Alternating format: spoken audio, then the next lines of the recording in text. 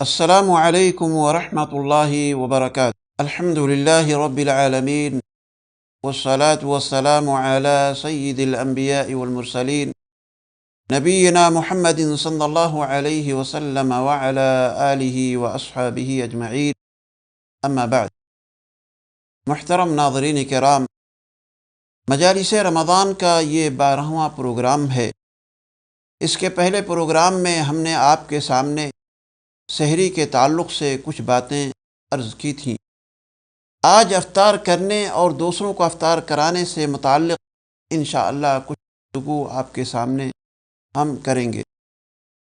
نبی کریم جناب محمد رسول اللہ صلی اللہ علیہ وسلم نے ہم روزے داروں کو یہ تعلیم دی ہے کہ جیسے ہی سورج غروب ہو جائے افطار کر لیا کر، اس میں تاخیر نہ کریں۔ چنانچہ سہل بن سعد رضی اللہ تعالی عنہ سے مروی ہے، وہ بیان کرتے ہیں کہ رسول اکرم جناب محمد رسول اللہ صلی اللہ علیہ وسلم نے ارشاد فرمایا: لا یزال الناس بخیر ما عجل الفطر، جب تک لوگ افطاری کرنے میں جلدی کرتے رہیں گے وہ خیر کے ساتھ رہیں گے۔ جلد افطار کرنے کا یہ مطلب قطعی نہیں ہے کہ وقت ہونے سے پہلے افطار کر لیا جائے، بلکہ اس کا مطلب یہ ہے کہ جیسے افطار کا وقت ہو جائے تو فوراً افطار کر لیا جائے،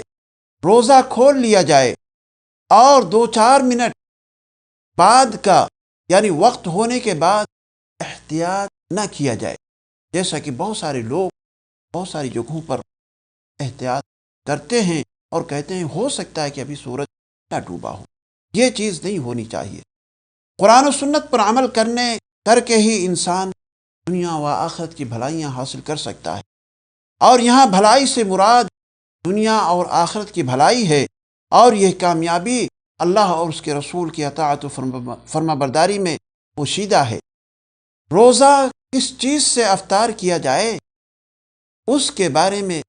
جو حدیث کے اندر آتا ہے وہ یہ ہے کہ روزہ رطب کھجور سے کھولنا یہ زیادہ افضل ہے، لیکن اگر رطب کھجور اور تازی کھجور کسی کو نہ ملے تو ایسی صورت میں چھہارے سے خشک کھجور سے افطار کرنا بہتر ہے۔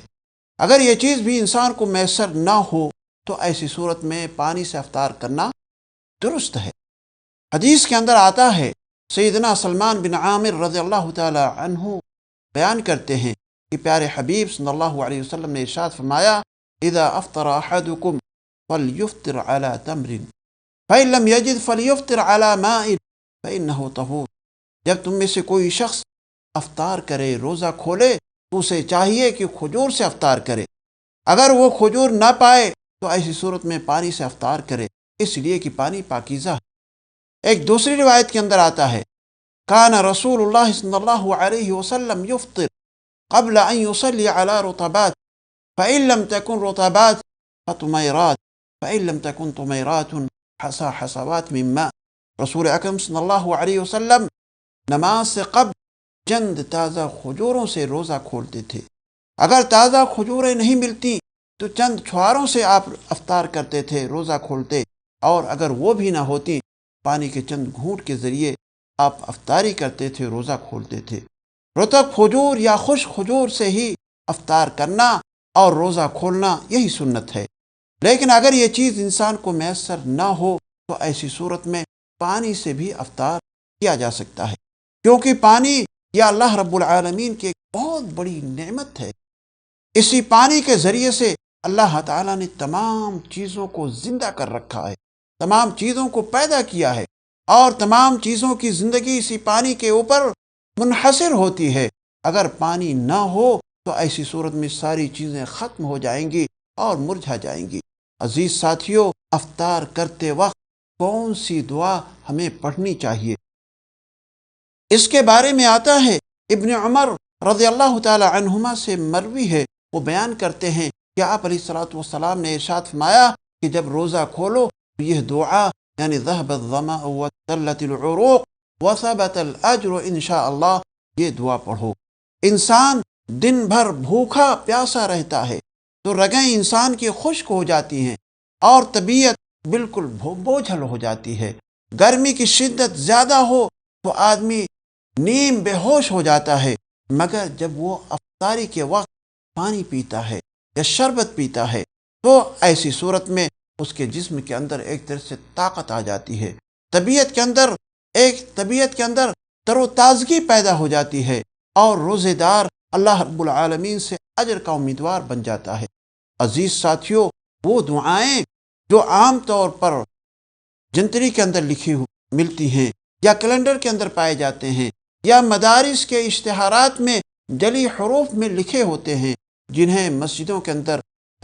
لٹکایا جاتا ہے یا دکانوں میں رکھے جاتے ہیں، یا وہ کتابیں جو بازاروں میں عام طور پر ملتی ہیں، ان میں جو دعا مذکور ہے وہ دعا اللہم لک صمت وبک آمنت وعلیک توکلت وعلی رزقک افطرت، یا اللہم لک صمت وعلی رزقک افطرت، یہ دعائیں کہیں جو ہے ثابت نہیں ہیں، یعنی حدیث سے ثابت نہیں ہیں، کیونکہ یہ مرسل ہونے کی وجہ سے ضعیف ہیں۔ علامہ البانی رحمہ اللہ نے ان حدیثوں کو ضعیف قرار دیا ہے۔ عزیز ساتھیوں، ایک مسئلہ اور یہ بھی ہے کہ اگر کوئی شخص اپنے کسی روزے دار بھائی کو افطاری کراتا ہے تو یہ افطاری کرانا ایک بہت زیادہ اجر و ثواب کا کام ہے۔ اس لیے افطار کرانے والے کو چاہیے کہ جب بھی افطاری کرائے تو سب سے اچھے انداز میں لوگوں کو افطاری کرانے کی کوشش کرے۔ لیکن اگر کوئی شخص کسی کو کھجور کے ذریعے سے افطاری کراتا ہے یا کوئی دوسرا آدمی پیٹ بھر کر کے بریانی اور بہت سارے انواع و اقسام کے چیزوں کو تیار کر کے افطاری کراتا ہے تو انشاءاللہ ہر شخص کو اللہ رب العالمین کی جانب سے بہت زیادہ ثواب عطا کیا جاتا ہے۔ ہاں، معاشرے میں کچھ ایسے روزے دار بھی ہیں جو افطاری کے لیے کسی اور کے ہاں جانا پسند نہیں کرتے۔ ان کی سوچ ہوتی ہے، ان کی یہ فکر ہوتی ہے کہ ہمارے روزے کا پورا ثواب اگر ہم نے کسی اور کے ہاں جا کر کے افطاری کر لیا تو وہ ہمارے روزے کا پورا ثواب انہیں مل جائے گا اور ہمیں کچھ نہیں ملے گا۔ بسا اوقات تو ایسا بھی دیکھنے کو ملتا ہے کہ اگر کسی کو جانا ضروری ہو جاتا ہے تو اپنے جیب کے اندر ایک دو کھجور لے کر کے جاتے ہیں، اور سب سے پہلے اسی کھجور کے ذریعے سے، یعنی اپنے کھجور کے ذریعے سے وہ افطاری کرتے ہیں، پھر وہاں کی جو دوسرے انواع و اقسام کی چیزیں موجود ہوتی ہیں، کھانے ہوتے ہیں، ان کو وہ استعمال کرتے ہیں، کھاتے ہیں، جبکہ ان کی یہ سوچ شریعت کی نظر میں بالکل غلط ہے۔ ان کے اجر و ثواب میں ذرہ برابر کمی نہیں کی جاتی ہے۔ چنانچہ حدیث کے اندر آتا ہے جس کے راوی سیدنا زید بن خالد جوہنی رضی اللہ تعالی عنہ ہیں، وہ بیان کرتے ہیں کہ آپ علیہ الصلوۃ والسلام نے ارشاد فرمایا من فطر صائما كان له مثل اجره غیر انه لا ينقص من اجر الصائم شيئا، یعنی جس نے کسی روزے دار کا روزہ کھلوایا، یعنی افطاری کرایا کسی شخص کو، تو اس کے لیے اس روزے دار کے مثل ثواب ہے،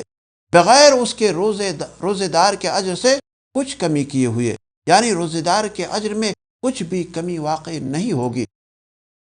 اسی طریقے سے جب کوئی شخص کسی کے گھر افطار کے لیے جائے تو اسے چاہیے کہ وہ اس گھر والوں کو دعا دے۔ چنانچہ حدیث کے اندر آتا ہے کہ آپ صلی اللہ علیہ وسلم جب کسی کے ہاں افطار کرتے تو یہ دعا دیتے افطر عندکم الصائمون واکل طعامکم الابرار وصلت علیکم الملائکہ، تمہارے پاس روزے داروں نے افطار کیا، تمہارا کھانا نیک لوگوں نے کھایا اور تمہارے لیے فرشتے دعا کرتے ہیں۔ عزیز ساتھیوں، جب آدمی ایک دوسرے کو افطار کراتا ہے اور ایک دوسرے کے ہاں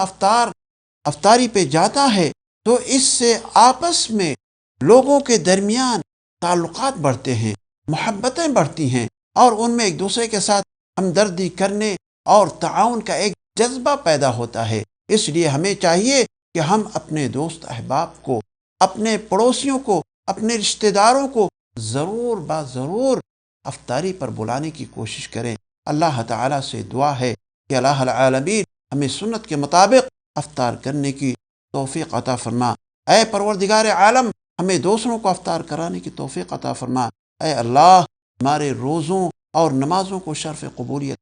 عطا فرما۔ آمین۔ وآخر دعوانا ان الحمد للہ رب العالمین۔